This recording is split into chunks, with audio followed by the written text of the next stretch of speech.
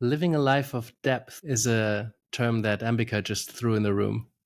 And it made me think about how most of us, if offered, would you like to live a life of depth? You know, deepness, feels grounded, feels anchored. It feels like getting we're getting something out of a situation or out of life or out of work that feels like we're exploring, where depth is good, isn't it? But then I see a lot of people really staying at the surface. Some might think they're being deep, but they move on quite quickly because going into depth also is a risk, right? Depth also means darkness and uh, there's the unknown. Um, Depth means in scuba diving, for example, it's danger, right? You can get crushed or you might not get back up, right? Who knows what you will find in the deep? It's a can also be a very scary place.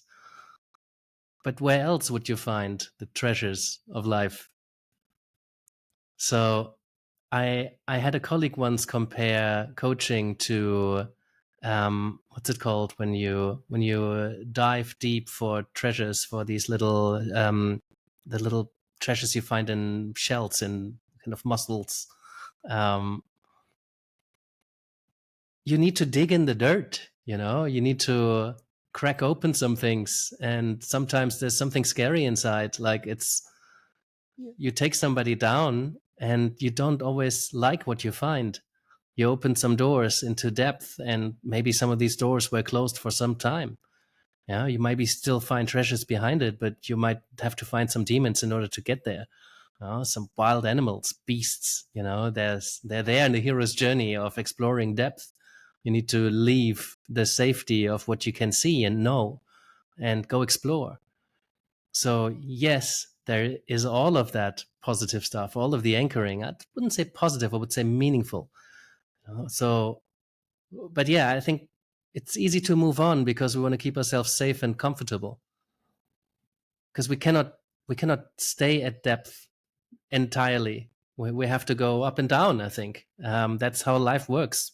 Now, sometimes there's trivial things in life we just have to deal with, and some trivial things might be worth just moving on from.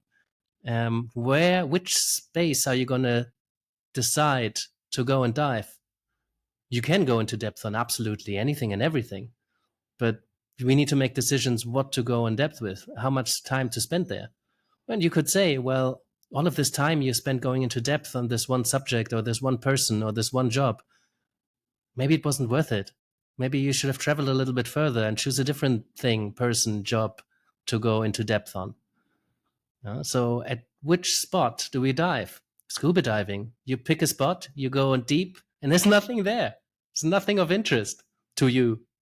You go to a different space, and all of a sudden there's a colorful whole new universe of a beautiful reef.